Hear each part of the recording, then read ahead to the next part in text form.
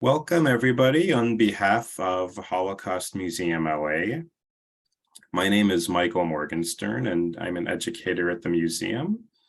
And this afternoon, you have the honor and privilege of listening to Ava Nathanson, a Holocaust survivor who will be sharing her story with you. And afterwards, you will have the opportunity to ask questions. Before we begin, I'd like to share a quick history of our museum.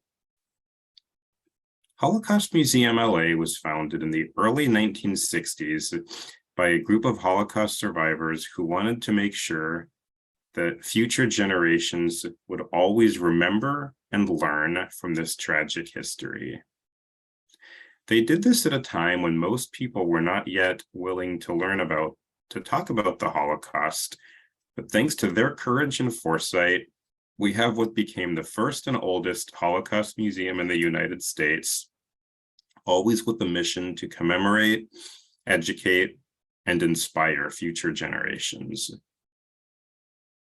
We can't do the work that we do today without our survivor community, who still on a regular basis shares their stories with groups to make sure that we can always carry forward this history and learn from it. It is my honor to welcome and introduce Eva Nathanson, who has been active in our community for so many years, speaking on such a regular basis and teaching this history, particularly to students. Ava, thank you so much for joining us today. We're so happy to have you with us to share your story, and you may begin. You're very welcome, Michael. My name is Eva Nathanson. I was born in Budapest, Hungary in 1941, January, to what you call an upper class of the Jewish community. My grandfather owned several hundred acres of land on the border of Czechoslovakia and Hungary. He was providing the glad kosher dairy goods to the Jews in Czechoslovakia and Hungary. And my birth father had a small factory in Budapest.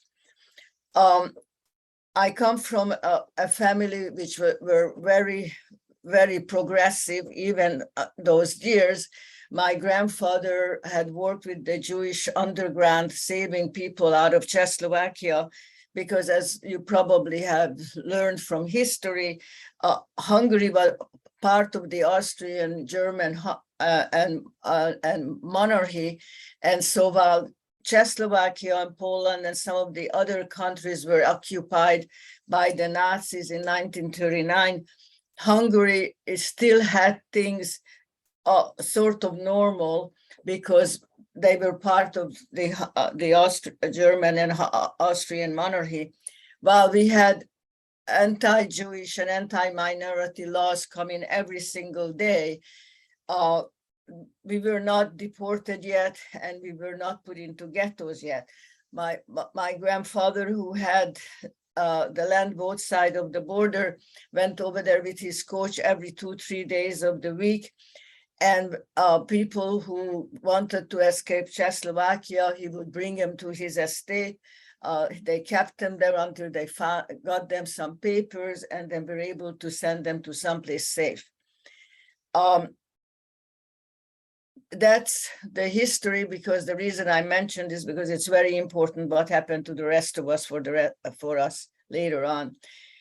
My birth father was in a work camp because all the army age men were already either in the army in Hungary or the war camp when I was born. But because my father was a Jew, he was not a soldier. He was the one who was doing the dirty work for the army. And he was already in the war camp, and my mother had to run the factory. My first memory of anything I had to do with the Holocaust was when I was about 1.5 years old. I stayed with my grandfather all week because he had governesses and other help always available.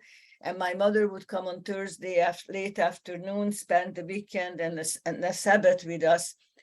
And so that's where my first memories come from. One Sabbath after Friday of a Saturday night after the sundown, when I was about a year and a half or so, I remember my mother telling me that I didn't have to go to bed because the early that night, because we have an art project. And I'm pretty sure most of you can remember how exciting it is when your parents tell you that you don't have to go to bed early and you can stay up with your cousins and all the family. And I was so excited, and I grabbed my doll. This is my little doll. It's my birth father gave me on my first birthday. As a matter of fact, that's a picture of me on my first birthday with my doll. That is the last time I saw my birth father, because after that he was punished because he escaped to give me the doll on my first birthday.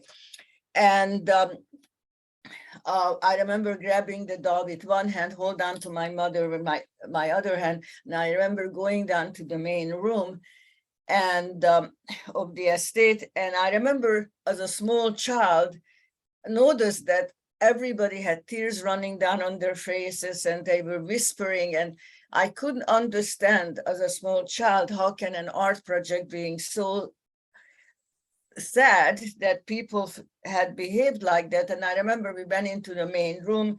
My mother sat down on a chair, and she put me down next to her on the floor on a little pillow.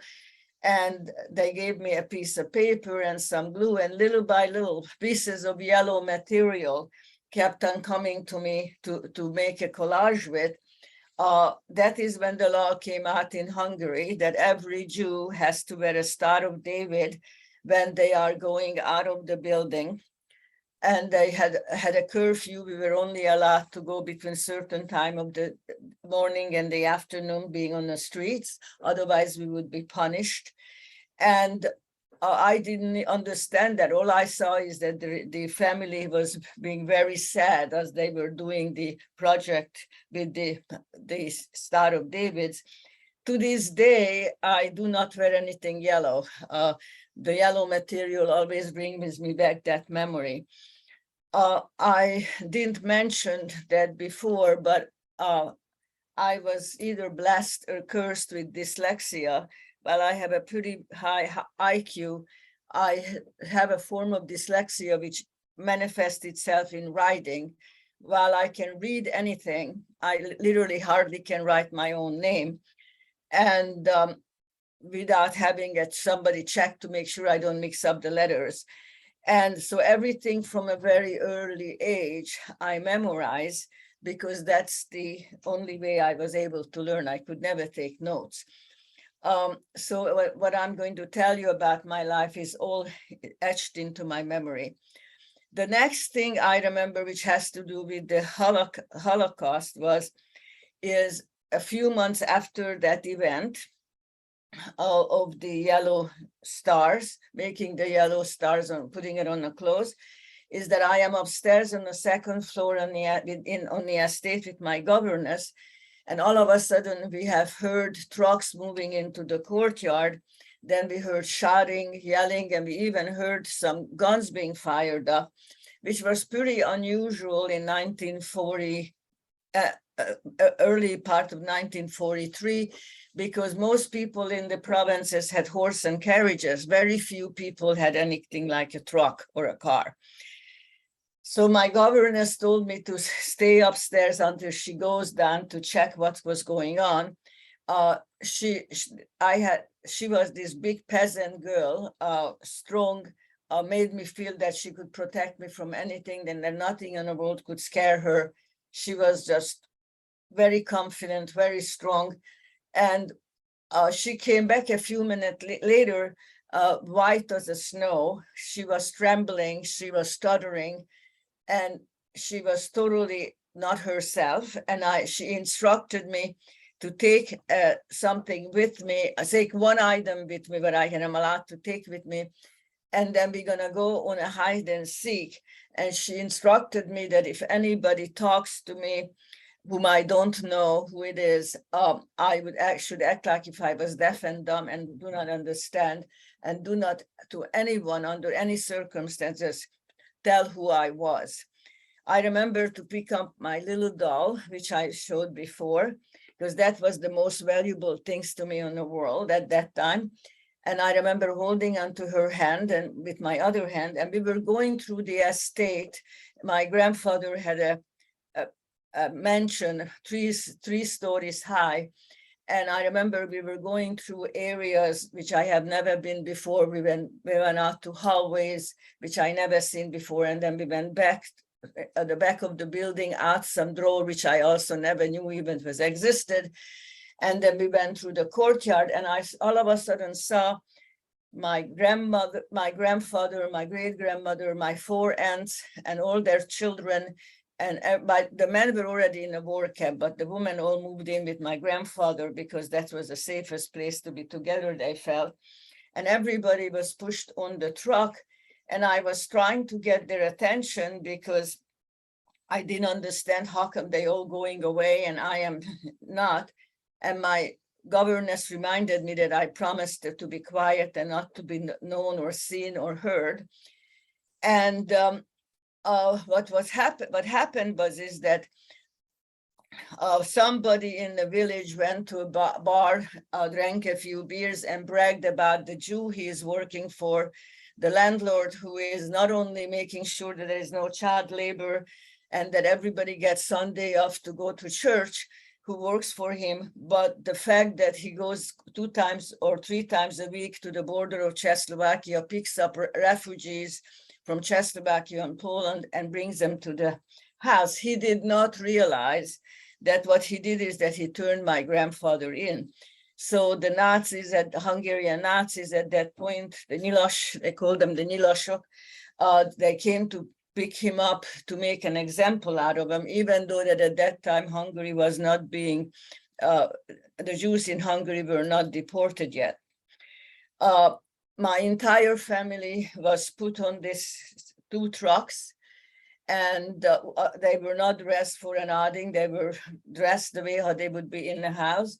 I remember my family was crying, they were begging and pleading, and they even were trying to bribe the Nazis to let them go, and nothing prevailed.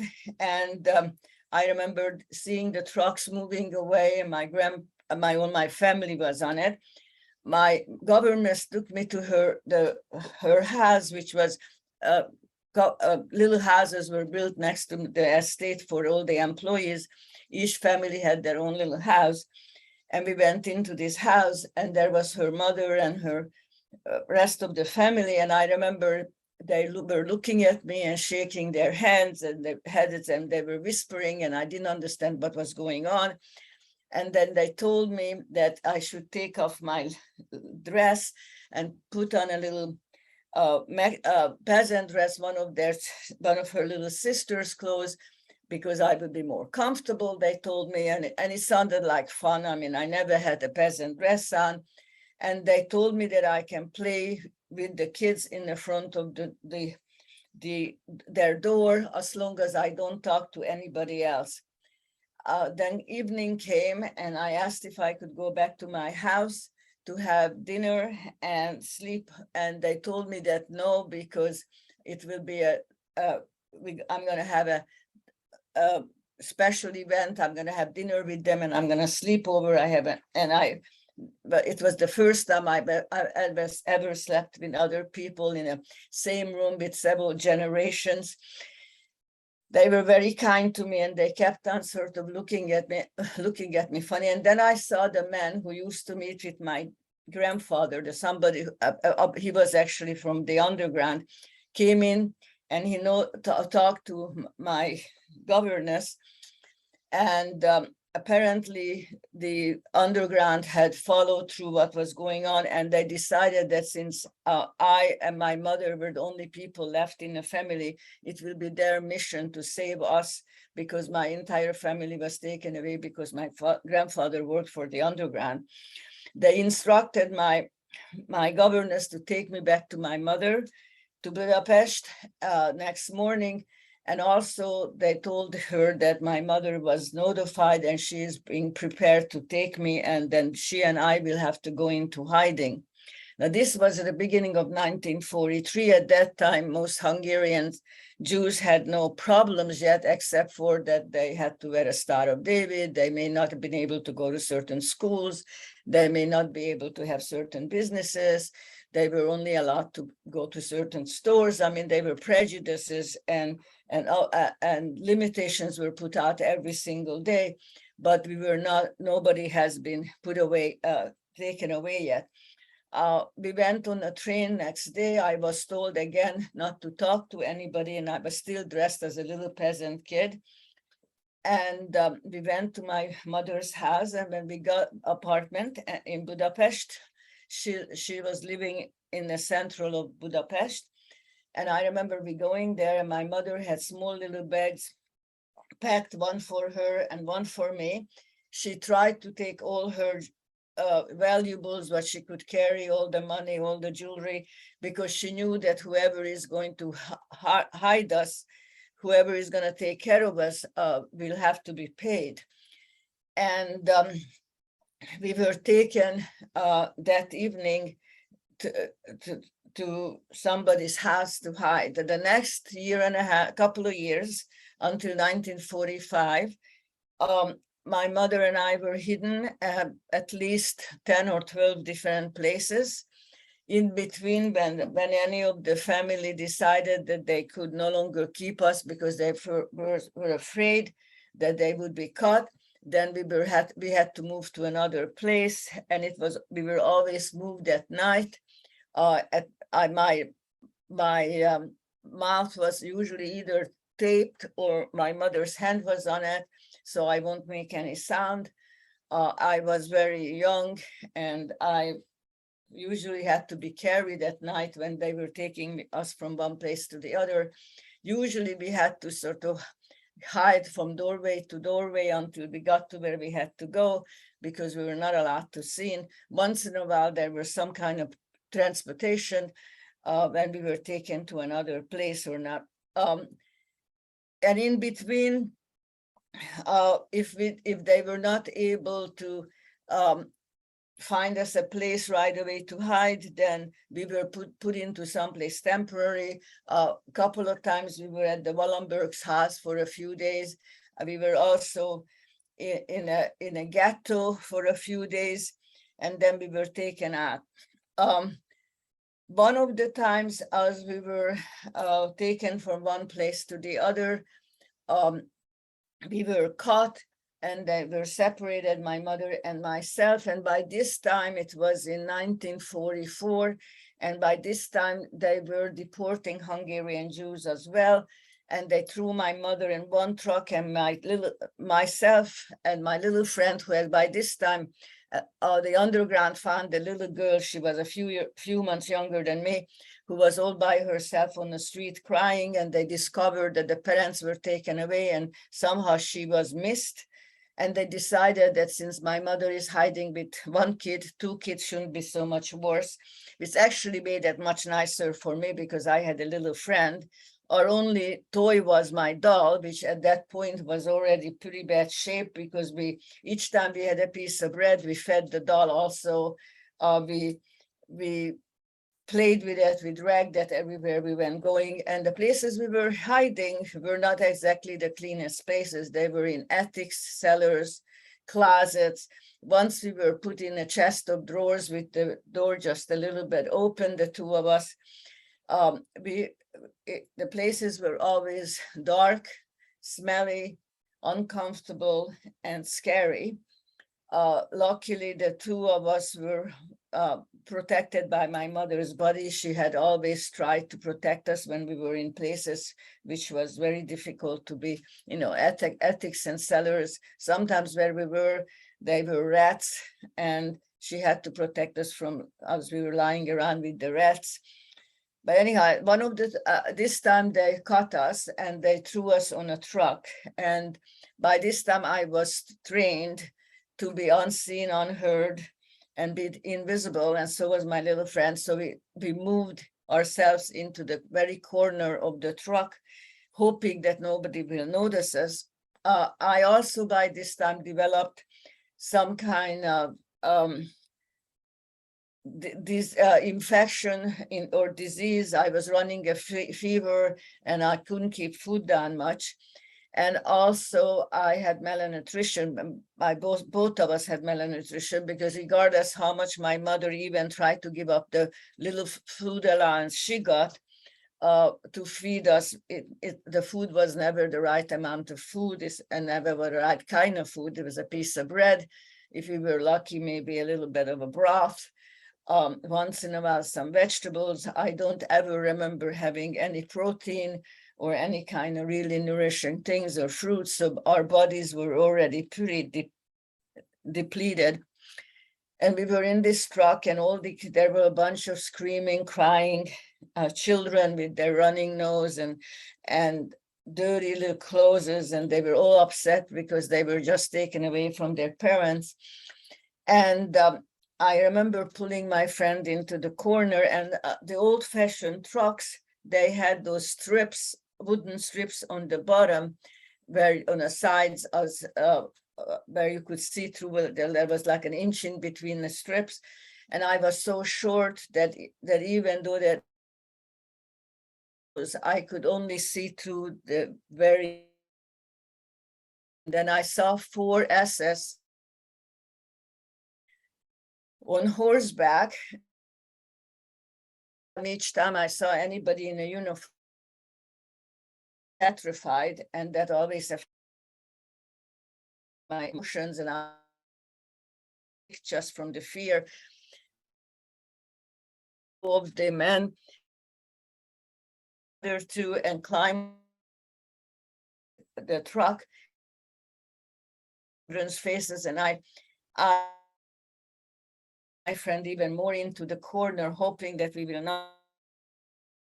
So this man front of SS uniform and threw a car to, and SS member completely loose. I could not control myself, and I just wanted to die. Not only wasn't I able to protect, but I remember was sobbing before driving away with us, but nobody paid attention. And we went to the outskirts of Budapest, and we got to a house of the horse. They took us to the cellar, and their men were not as ground dressed actually saved. First exciting thing, all these months, all kinds of places, and all this horrible is that they top and washed us, the 2 of us. I remember lukewarm water going. First bath I had months. My mother used to use a little water in our bodies, trying to keep us as clean. We got a change of the clothes, but it was relatively clean. That there was that there was hope, that there was a light, because I was able to have the dirt water.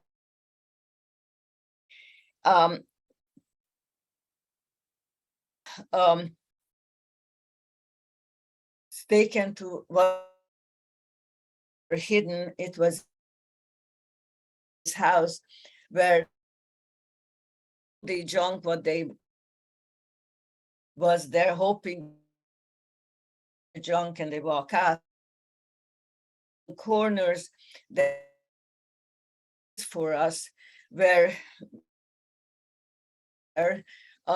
front of a sex filled with there was the root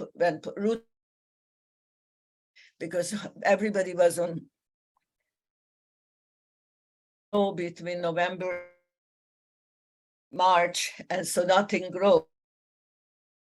They have to be putting it in the winter. Everything was a ration food. So what they did is they whatever they could in the winter, and they put it in the cellar, hope completely. They made it like a little hiding place for us behind smell of rotten and okay, it was just really unsanitary, and the only was full of also rats. Had to cover our bodies with hers. Bother us today. Close my eye. Is looking at us and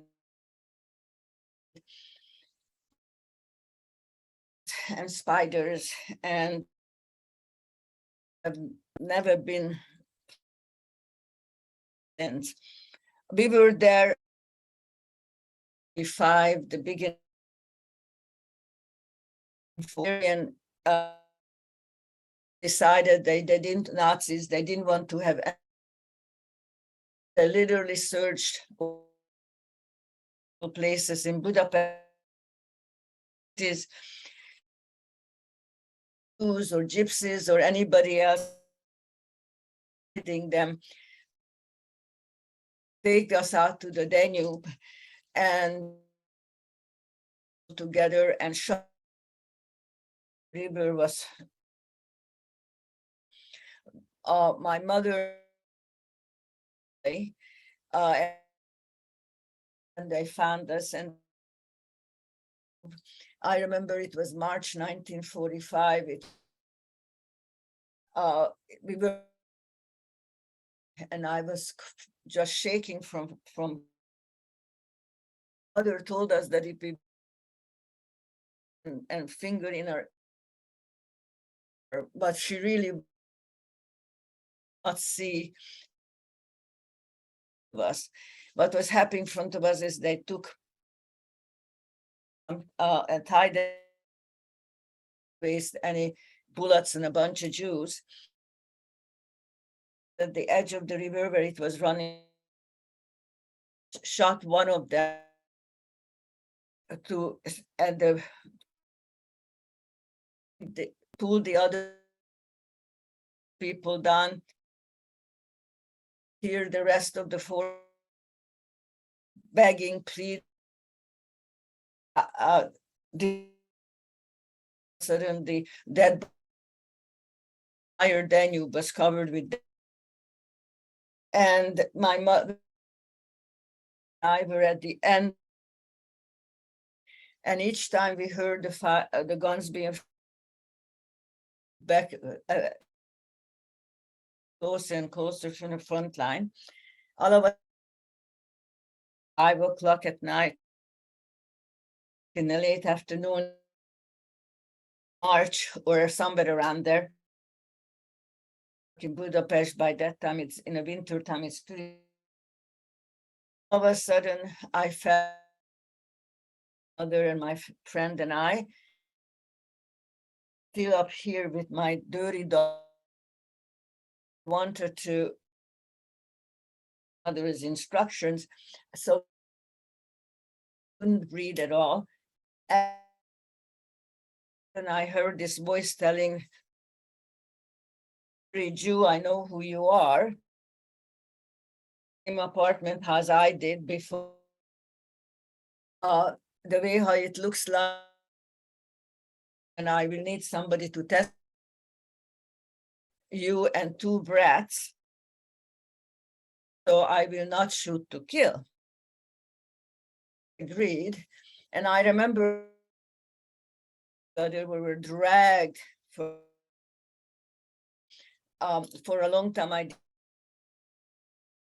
And then I heard as the gun went off. But was grazed, she was not sure. And we fell into the edge of the water where there were rocks underneath and tree roots, and the water wasn't very deep. And I remember my mother wiggled around so our faces will not be in the water. I remember being so cold, the edge of the river still had ice in it. It was so cold that all of us, little by little, I couldn't feel my body at all. I couldn't feel my legs, and I didn't feel my torso. And all of a sudden, I felt that I was totally frozen. There was no way that I could move or anything. And even my brain felt like it was frozen. And then all of a sudden, I saw somebody coming. I mean, all of a sudden, somebody pulled us out of the water. I don't know how long we were in there. It felt like forever. I remember the ropes were being cut, and my mother and my little friend and I were released. They threw some kind of cover over us, and they took us to the last place we were hidden. Apparently, the underground followed us, and when they saw it was safe, they pulled us out of the water. This is a photograph or the Danube. This is a monument for all the people who were killed by the Hungarian Nazis at the Danube.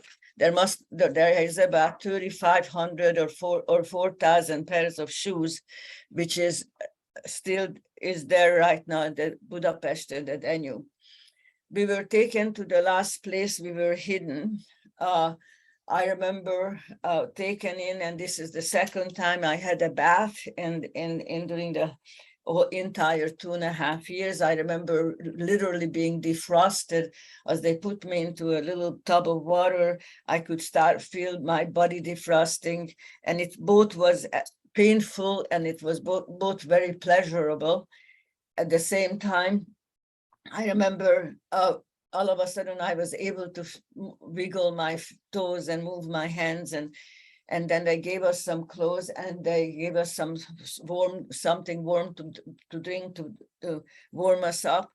And they took us into a room. And this is the first time when we were, during the entire 2.5 years, where we were put into a room where we were not the only ones who were hidden. There must have been about 10 or 15 other people in the room. In the dark, I couldn't really tell. They seemed to be mainly older men and women. You could smell the fear, the dirty clothes, the sweat, the unwashed bodies,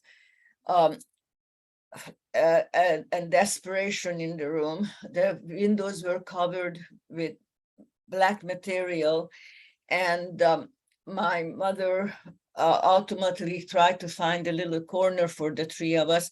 There were no other young people or children there, and we were in a corner huddling. By this time, my doll went through the Danube, went through all the mess. It was filthy and dirty, but I wouldn't let it even go to having a drive.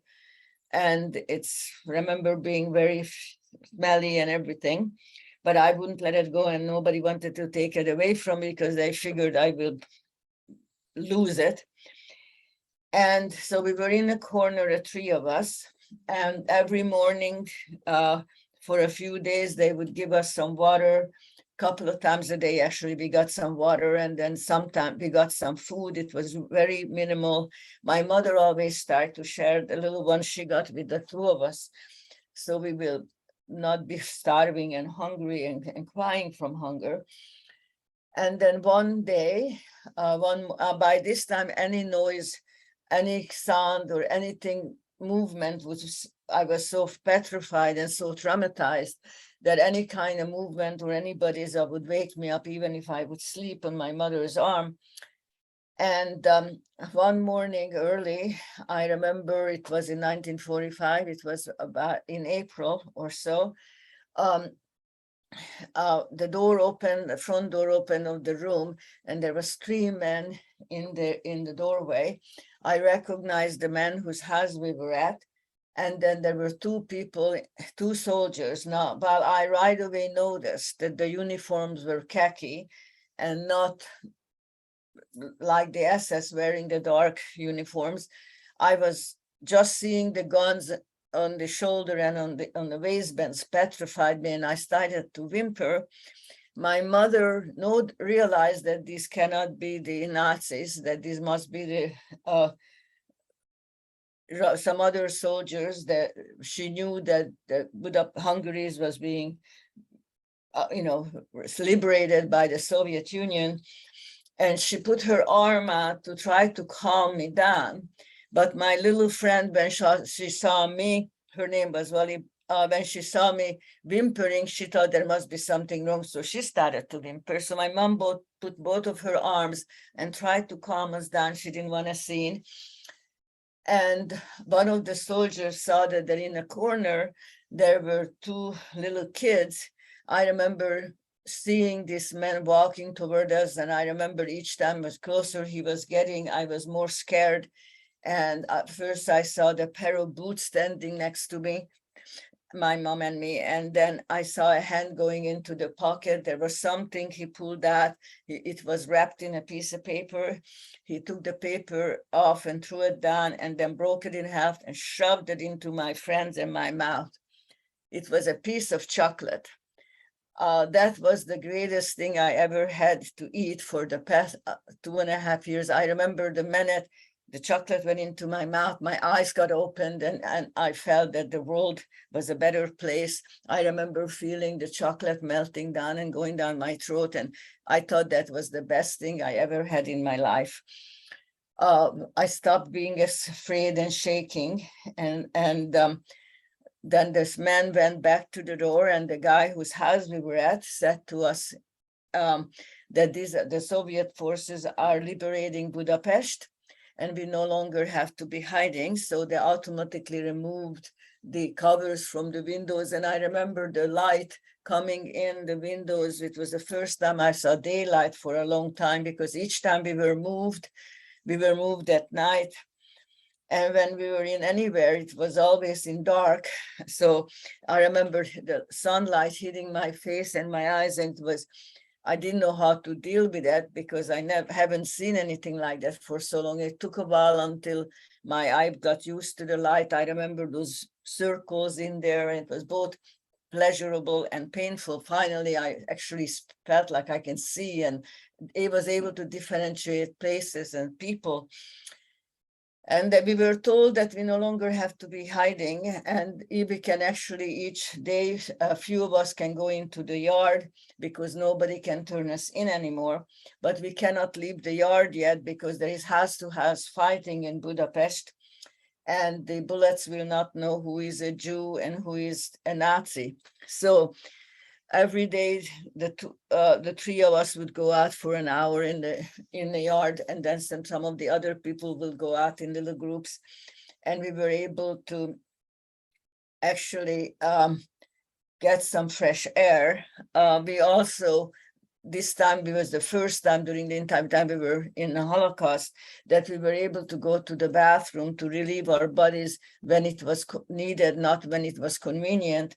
I remember my entire body was all messed up because of the fact that we could only do all the natural things when it was allowed. We were this way for a few weeks when we were informed that Budapest is liberated and everybody can go wherever we wanted to go. My little friend was adopted by the underground, the person who was who found her, actually, because he researched it and found out that she had no family left alive. And he and his wife decided to adopt her.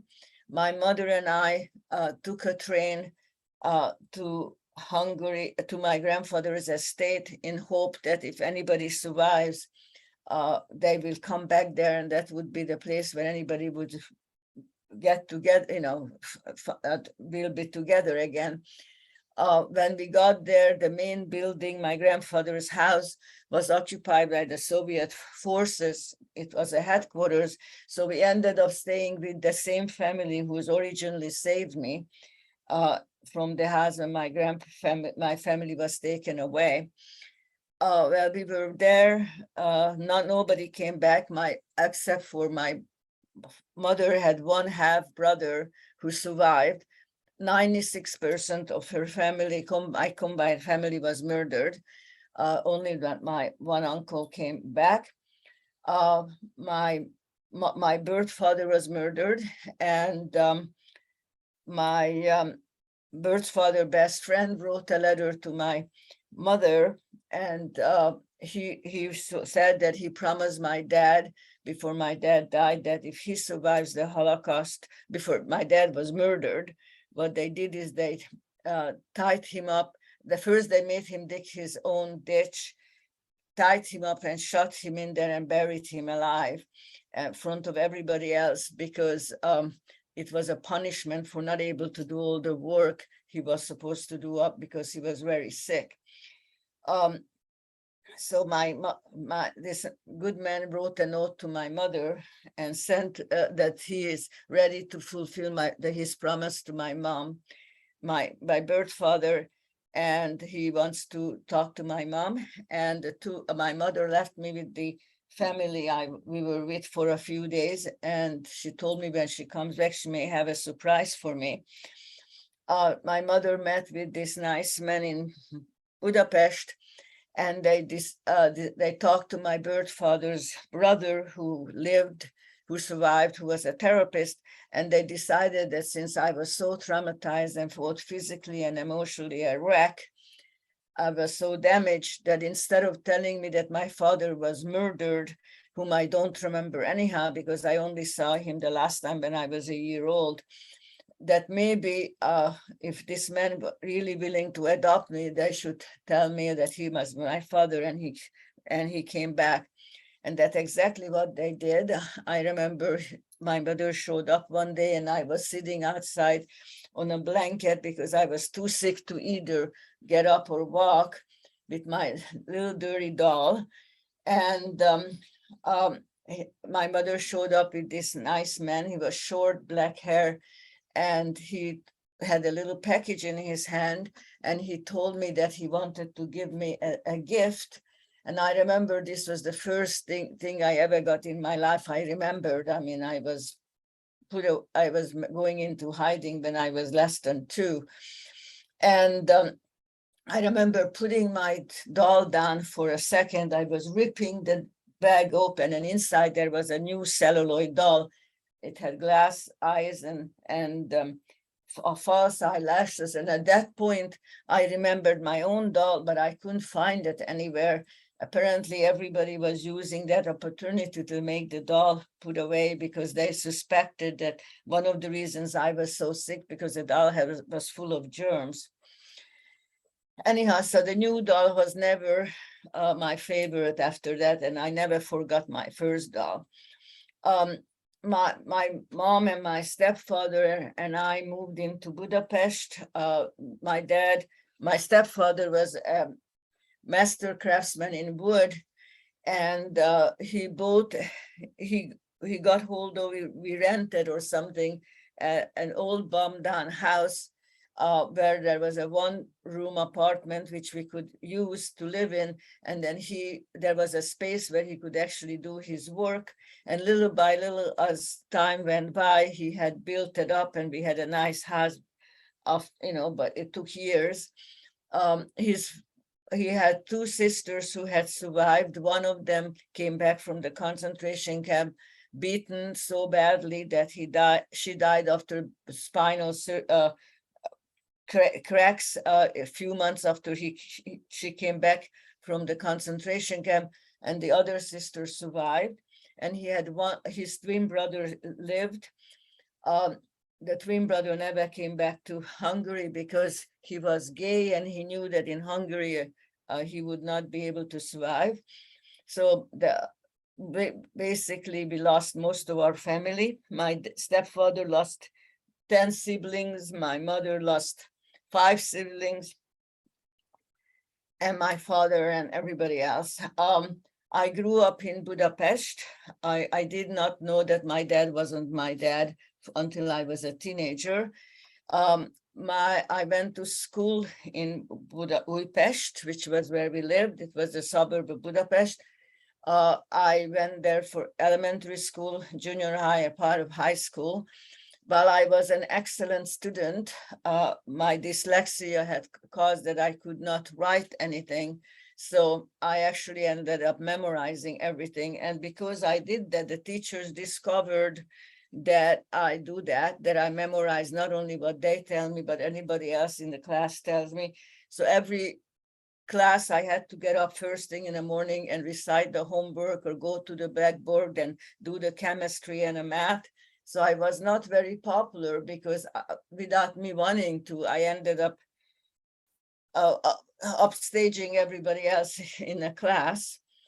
And I also was the only Jewish girl in the neighborhood.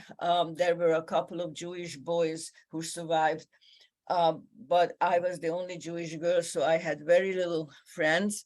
Also, my parents were really worried about the fact that anybody's house who I would go to, they would first tell me things I shouldn't be knowing. And second, they didn't know who was anti-Semitic and who wasn't, and they didn't want me to hear or be told anything what I shouldn't hear. They were overprotective of me. And so I had a very small community of friends. In 1956, the Hungarian Revolution broke out. In October, in December, my stepfather, my mother, myself, and by that time I had 2 half sisters. There we are. Escaped to Austria. We spent 9 months in a displaced persons camp in Austria. And then in 1957, September, we came to the United States. We came to LA because my stepfather's brother lived here. I spoke 3 languages then, German, Russian, Hungarian, but not English. So I went to we lived in East Los Angeles, East Turton, Alvarado. And I went to a school there for an ESL program for 3 months. And when I turned 17 in 1958, I went to the Jewish Federation and asked them to get me a job. And I got a job as a shipping clerk, and I went to school at night for the rest of my life. I earned a high school diploma, 2 bachelor's degrees, 2 master's degrees, and an art degree at night. I was a hospital administrator and worked at Cedars-Sinai Medical Center for almost 40 years, and 5 years ran a cancer center. I retired when I was 65. I am a full-time artist. I paint, sculpt, do ceramics. I make one-of-a-kind silver jewelry and other items. And I have become a public speaker for the museum about 15 years ago. And I've been doing that ever since. This is my story. If you have any questions, please ask. There is no taboo questions. You can ask me anything you want, and I'll be as honest as possible. Thank you so much for sharing with us. Was it okay? It was great. Thank you so much, Ava. You always share your story in such a clear way, and I know that our audience really appreciates hearing your story. And if we have any questions, those watching on Zoom can use the Q&A box, and those watching on Facebook can use the comments section, and we'll get through as many questions as possible. The first question, can you please share about when you found out that your stepfather was not your biological father? Yes, I was about 12 years old. My mother had one of my sisters already, and she was pregnant with the other one. And my stepfather's sister wanted to annoy my mom at that time. They had a fight, and she made sure that I overheard her telling somebody that now that my dad is going to have two of his own kids, he does not have to like somebody else's brat. That's how I found out, which is a horrible shock, because my dad and I had a very, very good relationship. And then it took me several weeks while I searched the this safe deposit box, and I found my adoption papers, and it was a horrible, horrible few months.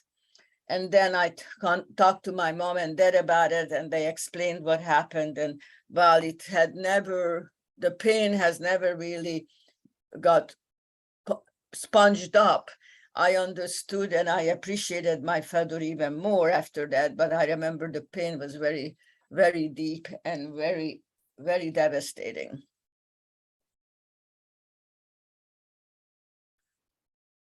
Thank you so much for sharing this. When did your mother and stepfather pass away? My stepfather died in the late 60s. He died from a major stroke. And my mother died 35 years ago from cancer. She was a chain smoker. She even smoked when we were hidden in closets and stuff. I remember I could barely breathe, but she had died from emphysema and lung cancer 35 years ago.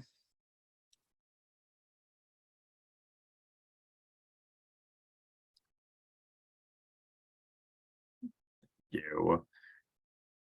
When you were going to school in the United States, did you talk to people your age who No, grew up I in was actually going to school at night where mainly other adults were going. I went to adult school at night so I could work to help my parents financially, because both of them were making minimum wages when their first job, and I felt responsible being a 17-year-old strong person and not to contribute.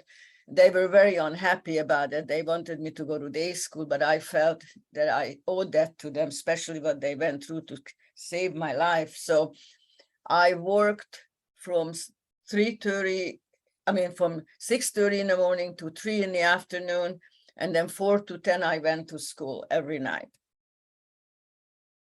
I was not around people of my own age at all. Did you talk to anybody in the United States about your experiences? No, not until about 15 years ago, when the museum had moved to this location. The director of the museum at that time was somebody I knew from my community, and she invited me to come and start to speak about it, and that's how I've been starting to speak about it. The only other people I ever talked about it was I belong to a Jewish renewal organization, and on the memory of the Holocaust, during the Yom HaShoah, he would ask me to talk about it, but I very rarely talked about my Holocaust experience. I didn't want to remember it. I wanted to be an American. I didn't want to have anything to do with my past unless I had to.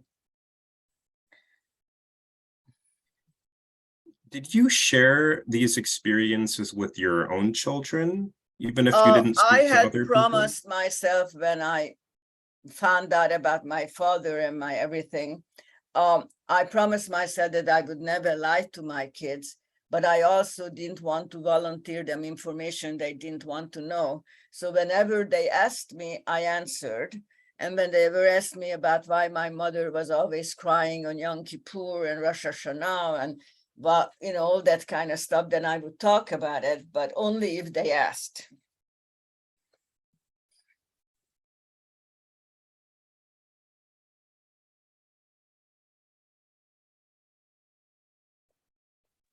Thank you. I'm sharing this photo that you did share with us earlier.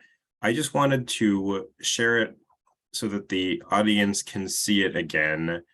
Have you been to this monument, and what did it feel like to go back to Budapest? Well, actually, I've been going back to Hungary several times through the years because of my kids wanted me to go and face my past, but I could never get myself going there.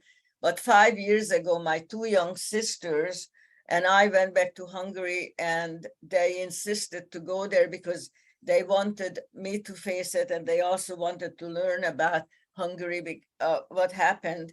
And I remember walking in there, and I closed my eyes, And all of a sudden, I put myself back to the place we were at that time, and I actually found the place where we were shot into the Danube. And I remember the profound both pain and relief and trauma my body went through. I mean, I could feel at every inch of my body. My body was shuddering. My two sisters didn't know what happened, but they were afraid that I'm going to pass out or something. I mean, it was like an amazing experience to have all that stuff come back at once, all the things which I pretty much buried. I mean, I could feel everything, I could smell everything again. But that was the only time I actually visited that place.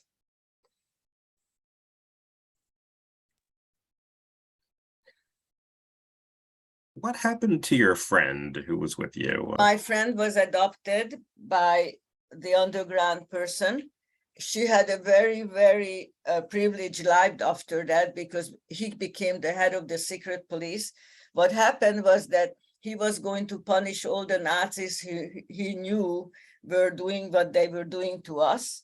But the way how the communists works, that it is like a snowball which becomes an avalanche. Once you are in the process, you can't get out. So he ended up being the secret police, head of the secret police. As a matter of fact, because my stepfather and us, we never joined the Communistic Party in Hungary, he officially couldn't spend time with us.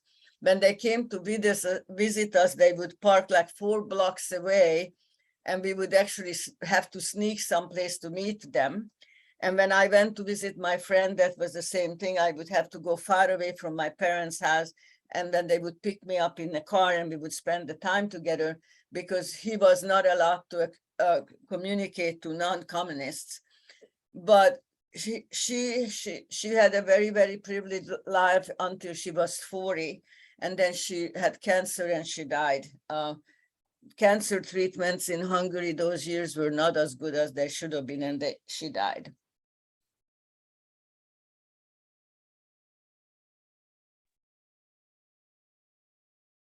Thank you.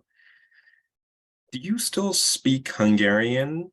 Well, I do, but I speak it with an accent because I only speak once or twice a month. We have some family and friends in Hungary. Sometimes I talk to them on Skype or on Zoom. I can read and speak Hungarian, but I'm not as fluent in it as I used to. And unfortunately, I forgot the other 2 languages. Partially, I think, because I wanted to, when I came here, I wanted so much to become an American that I was not going to have anything to do with my past, which is I would completely recommend against anybody to do the same, because whatever you learn, that's the only thing they can take away from you. But I was a very idealistic 16 and a half years old girl, so I didn't think then. Unfortunately, Russian and German is not, I am not good at it anymore. I can still understand a few words here and there, but I read and speak Hungarian if I have to. Thank you. And I write too, but you should see it. It's my dyslexia shows up in every language. Thank you for sharing. Did you ever go back to your grandfather's house? Yes, but it was taken over by the Russians, I told you. And in 1946, when Hungary became part of the communists occupied by Stalin era, everything was taken away from us. So the house no longer was ours anymore. We went back to visit, but I have never lived in it after that because it was taken over by the Russians and the communists.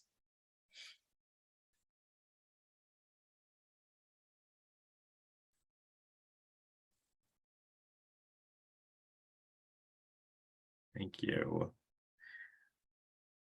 When you first started sharing your story publicly, how did that feel? And was it difficult to do at first? It was difficult. As a matter of fact, it's still somewhat difficult. I still get emotionally upset about it, and because it brings back everything, and sometimes I get a migraine. But I have discovered that I learn so much more about myself each time I talk, because something that somebody asks will trigger something which I buried, and it will bring back, and it would explain something about myself or my life or my behavior or my actions. And so while it is not emotionally easy to talk about it, it's also very enlightening, and it's a learning experience, and I'm grateful to have the experience doing it, because I get to know myself better each time.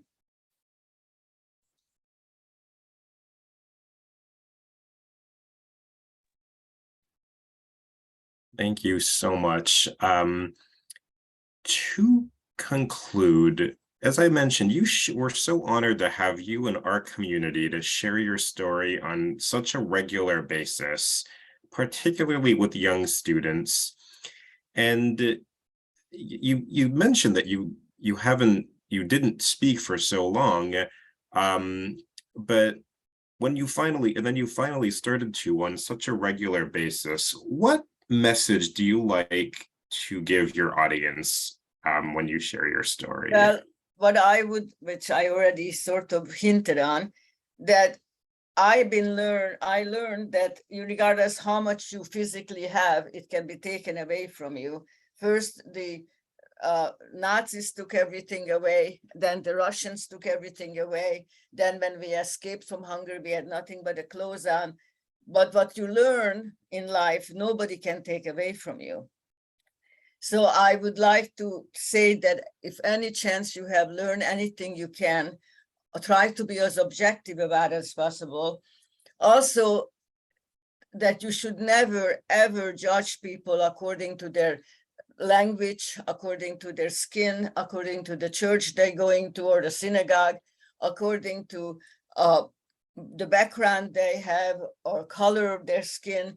Or you should only judge people around what kind of people they are, whether they're good people or bad people. I also would like very much to encourage people not to listen to the propaganda of the far right, not to listen to anybody who is preaching bigotry or hatred of any form and any way. We've been saying that never again, and meantime genocides are still happening, unfortunately, all over the world. And anti-Semitism is raging, and bigotry of all kind. And I really would like people to make a commitment to be as positive and as productive and as possible in making the place to be a better place for the future for our children.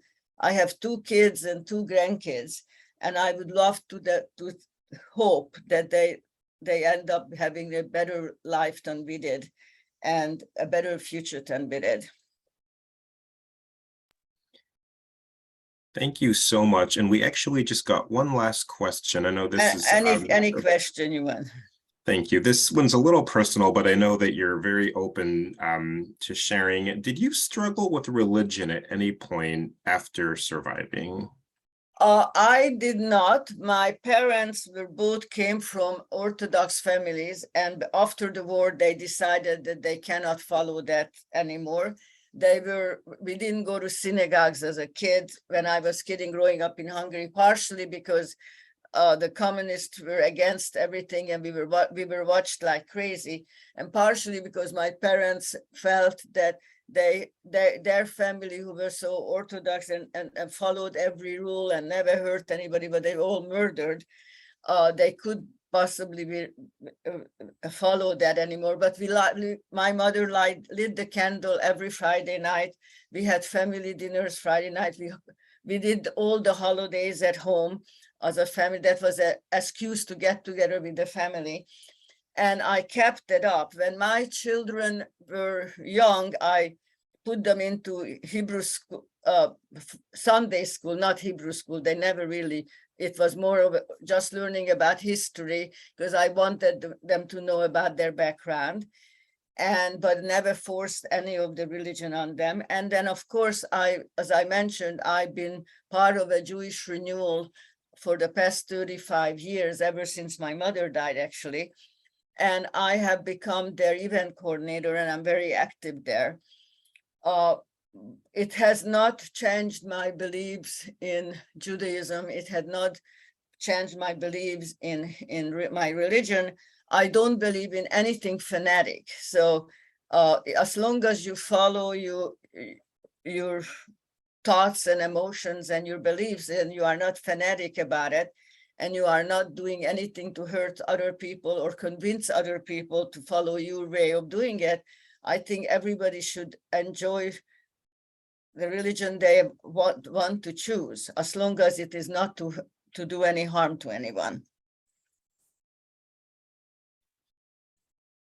Thank you so much for sharing, and thank you for sharing your message with us as well. So, as I mentioned, Ava, you speak on such a regular basis to our future generations, and we're so honored to have you as a part of our community, and of course, being a friend to all of our staff members. I know we're so happy to have you in our community, but you share this message so frequently, and so you help us fulfill our mission to commemorate, educate, and inspire future generations. So we thank you so much. Thank you so much to our audience as well for listening and for your attention and questions. And we hope to see you next Thursday for Ava Perlman's talk. And again, if for anyone who doesn't know, we have a weekly survivor talk on Thursdays at 11 o'clock Pacific time on virtually. So we hope to see you then, and please come to visit the museum as well. You can visit our website and learn how to make a reservation. Ava, thank you again so much for everything you do. Was it okay? I know I am, you know me, I do it all from my head, so I never know. Your talk is always very genuine, and everybody always appreciates hearing your story and your memories. We appreciate everything you do for us. Thank you so much, Ava, and thank you, everybody.